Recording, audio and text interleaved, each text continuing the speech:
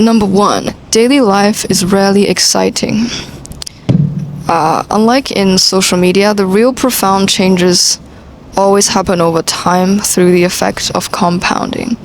So I know that a lot of you watching are ambitious people, and good for you, me too. So what do? Alright, we set goals, but usually the goal is still pretty far from where you are right now. So there's no way to get there overnight, right? Therefore, the only way to achieve goals is through compound interest. And you will notice as you journal, as you document your journey on your achievements or whatever you're trying to do at the time, get abs, get a girlfriend, boyfriend, get into uni, whatever. It's going to be quite repetitive, the things you do, but that's when most people give up. That's when most people think, fuck it, this is not working, I don't see any progress. But most of our daily routines are repetitive, and you just sometimes gotta stick to it. You gotta be consistent to see any results, okay? If anybody can get abs overnight, then nobody would be fat. Second point, this also ties a bit to one of my favorite authors, Mark Manson's idea. It's not about not giving a fuck. It's about giving fucks about the right things. And if you scroll on social media somewhat, you will realize that you see a lot of things that says like, stop giving fucks, right? Stop giving fucks. What does it mean? You just stop caring about anything? Well, it's impossible to stop caring about anything. You have to find out what you truly care about, and then have a little bit of tunnel vision so that you can forget about the things that are merely just distractions and a waste of time. Third lesson. People come and go in your life. People come and go. You will lose friends, and sometimes losing friends means just you're not talking to them anymore, or sometimes it even means losing them to, death or accidents, and this applies to family members and also pets. I've lost pets and I've lost friends, and it sucks, but you have to know that it's perfectly normal, and almost all of us go through life experiencing heartbreak and grief to some extent. If there's no darkness, you don't know what light looks like, right? So sometimes I read a quote somewhere that says, grief indicates that you've loved deeply, and it's a blessing. Point number 4, I said that your relationships will change a lot, and yourself will also change a lot, and so will your relationship with yourself. You might not even notice, and this change applies physically and mentally. It can be good or bad, depending on your daily habits. If you take 10,000 steps every single day and you eat mostly healthy food, there's no way, unless you don't have hormonal issues or thyroid issues or you're on certain medications, then there's no way that you won't have somewhat of a fit body.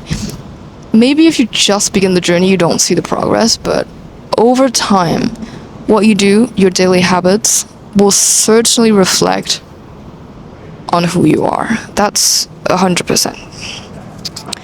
Point number 5 is life will always be filled with ups and downs, like a bicycle. It will lose balance if stopped. There's no place of eternal happiness, but also no place of perpetual darkness, which means that if you're going through a depressive episode, let's say that if it's clinical depression and you need certain drugs to fix that, then that's another scenario. But let's just say that you've been going through, let's say something like seasonal depression. If you live somewhere, maybe in Europe, I know you guys in the UK, because I have friends from the UK, they're like, every winter I'm depressed because there's no sun.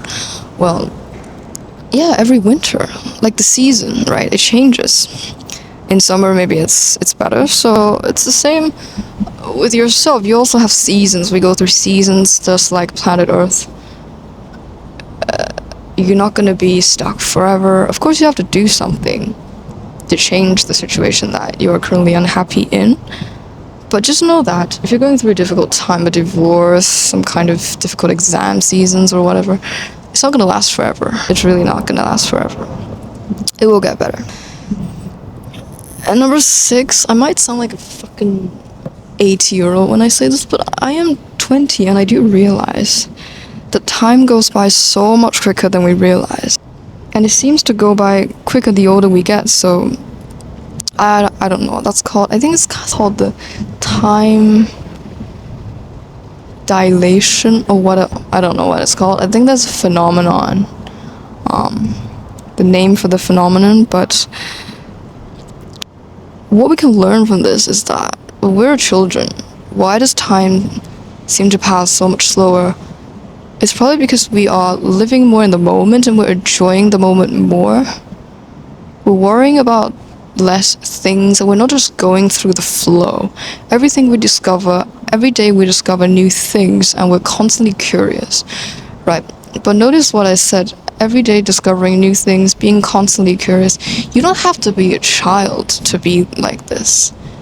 You can be like this at any age, and I think the only way to make your life literally feel longer is to constantly learn, to enjoy new experiences, to do new things. That's how you stay a kid, and that's how you don't feel like time is just flying and you're just losing years without even realizing. And number 7, we suffer so much more in the past and future than in the present.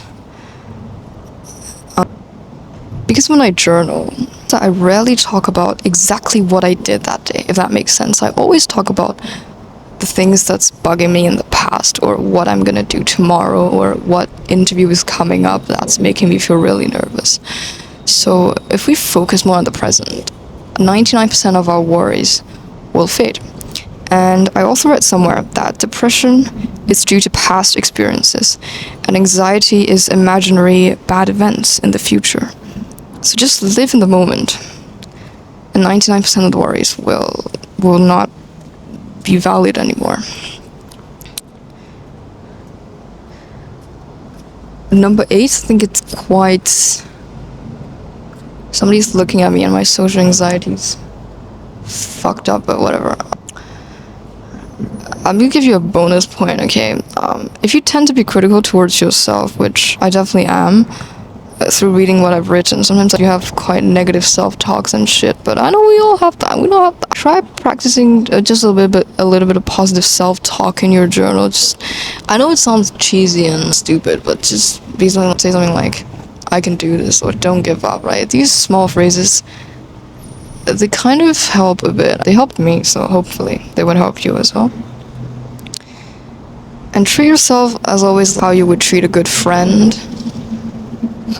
But you shouldn't be your good friend. You should be your motherfucking best friend, right? So why would you say such harsh things to yourself? Would you say that to your best friend? No. But I know some of us might be too lenient on ourselves. And that's also when a journal really helps, because when you constantly carry out those bad habits without realizing, you constantly doom scroll, you eat the junk food, and if you don't realize that, again, compounding, it's not gonna have really good effects. And so, if you tend to be quite lenient, keeping a journal really helps, because you're forced to face what you did at the end of the day. You're forced to reflect. Right? When you're forced to reflect, you will feel a lot more shame on your bad actions than if you just breeze through every day without any sort of introspection. And that's it. I hope it helps. It's midnight, and thanks for watching. Subscribe so you don't miss out, and yeah, you know the drill.